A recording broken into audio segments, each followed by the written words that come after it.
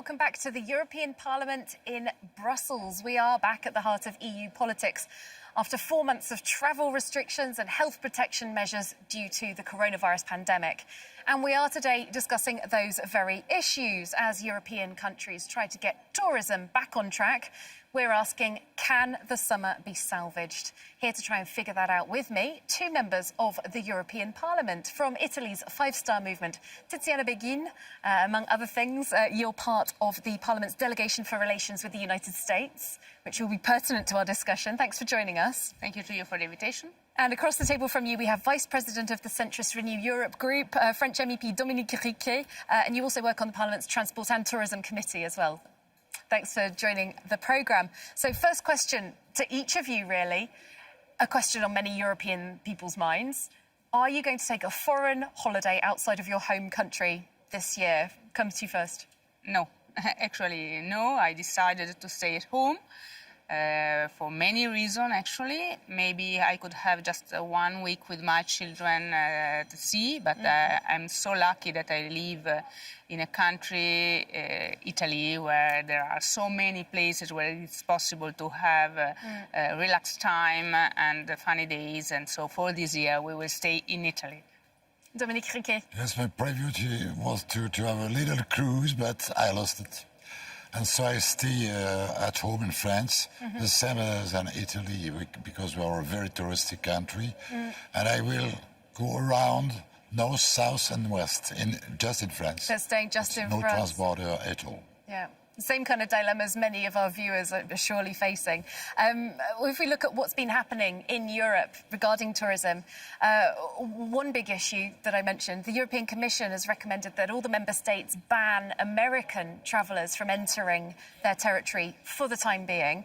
Now, each summer, around 15 million Americans usually visit Europe, and they actually accounted for half of the overnight hotel stays in the EU in 2016. So bearing that in mind, these are a lot of people bringing a lot of money to Europe. Was that a good decision? Yeah, actually, this is a very topic question because we have to balance the need to for safety of people and then the other side, the economic issues, because tourism is a big part of our GDP as Europe, and for some member state with many differences from member state to member state, but actually for Italy, for France, for Spain, Croatia, and other countries, the border over the sea for the summer season will be a real disaster. And not just for tourism, because we have also other sectors that are strictly related to the tourism sector. I mean, the luxury, for example, sectors, because more than 50% of the sales of luxury companies are made in the tourism sector, because foreign people come to Italy, for example, also to buy and to live the lifestyle of Italy, and as well in Spain, as well in France. So the decision is really difficult, but we have to balance two different situations. So what can we do now? I think that we can, from one side, considering the situation, the period, and in USA, unfortunately, the epidemic situation is bad, and we have no solution at all. But in the same way, we have the possibility to open our borders to give more power to internal and to domestic tourism. That can be also a solution. In Italy, we give support for a sort of bonus, a sort of money transfer to people that do holiday in Italy. And so we can work in this way in order to compensate the economic situation for all the tourism industry. On that issue of American travellers particularly. Yeah. I think we have three different points of view. At first, as an economical issue, it's bad because we lost money, we lost tourism, we lost economic exchanges, and I think it's not a good thing. About health point of view, I think, as you explained, they are full in pandemic. no, the situation is not under control for the states. It's different from one state to another, though. Yeah, but generally it's very difficult to make a choice between the different states inside. You don't think that would be an option to try and... I think that at this moment, that moment is very difficult, but they are not in a good situation for about an healthy point of view. And I think it's more prudent to stay in the same position and to close the border.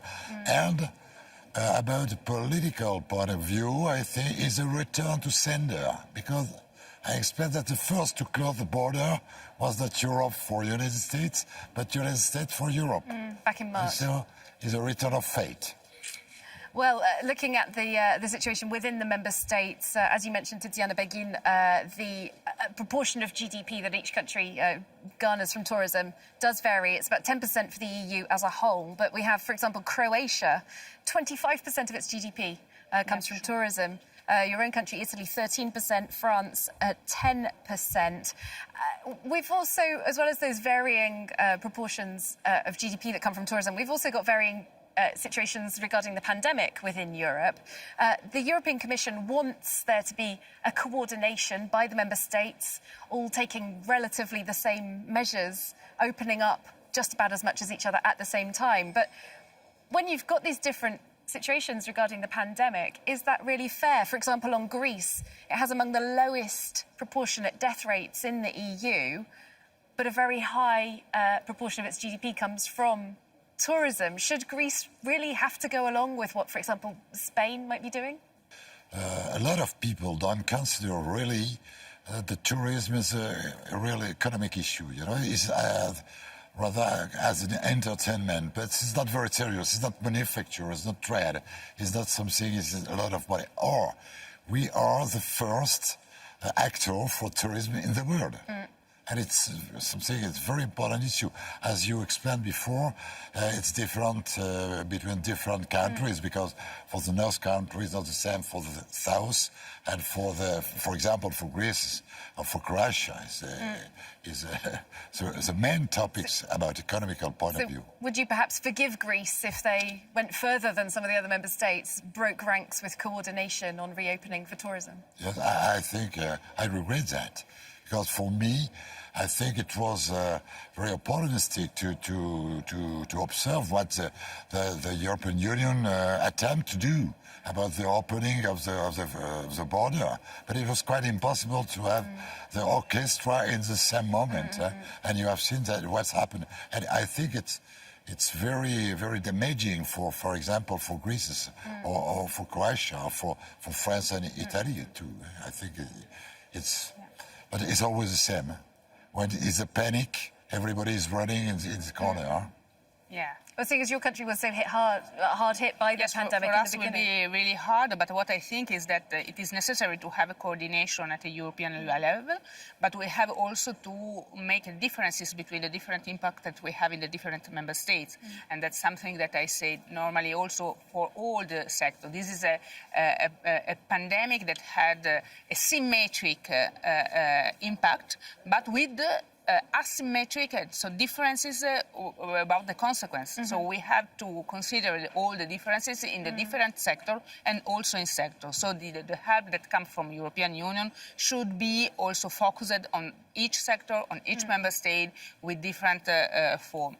I think that the platform that has been launched by European Union can be helpful in this situation. Reopen EU is a platform that we can that can give information in real time about the borders, about the transport ways, about the restriction, or the measures that are taken by the different member states, as the need of a mask and so on. So we have some measure that has been introduced by the European Commission in order to coordinate, but for sure that each member state should offer some different measures and different also offers to tourists in order to reach destinations. But for this year, I think that we should incentivize domestic, focused as European market in order to help all the member states that has a more impact in this sector. And it's the big overarching question, really. How much can the European Union, the European Commission, really have an impact on this? Dominique Riquet, France, for example, is supporting the idea of the European Union preparing a campaign for joint promotion of Europe, the whole of Europe, as a destination rather than individual member states. Do you think the EU can have a positive impact in that kind of way? But I think that Europe did consider that the tourism was something very serious. Because I am in the Committee for Transport and Tourism, for example. But tourism is absolutely no €1 for that in the European budget. And so I think that probably the crisis could be the good time to take in mind that it's something very important. It's a very important economical issue for Europe. And I think that you are right. We have to support European branding about European tourism and to support that. And I was listening to you, and for me, we are not in the same situation in Europe. I agree with that. And even in the different country, about a regional point of view, not the same. For example, in Italy, it was not the same in North Italy and in Sicilia, for example. It's not the same at all. And I think that we have to be more united, to have more united in mind, more united in interest, in branding and communication and so on. And perhaps we can open the border more easy way, I think. Okay, unfortunately, we're out of time for this discussion, but thank you both very much for joining us. I hope you do enjoy your holidays in France and in Italy, respectively. Excellent. Same to our viewers. I hope you managed to get a break over the next couple of weeks as well. And do remember to stay tuned to France 24 for all of your European and international news. See you soon.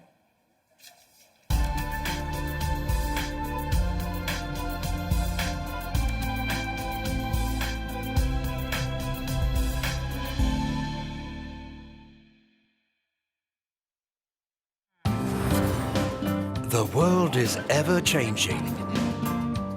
The news doesn't wait. That's why at France 24, we'll always be there to help make sense of world events. For the best international coverage, 24 hours a day, no matter what, France 24 is with you everywhere, all the time. Liberté, égalité, actualité.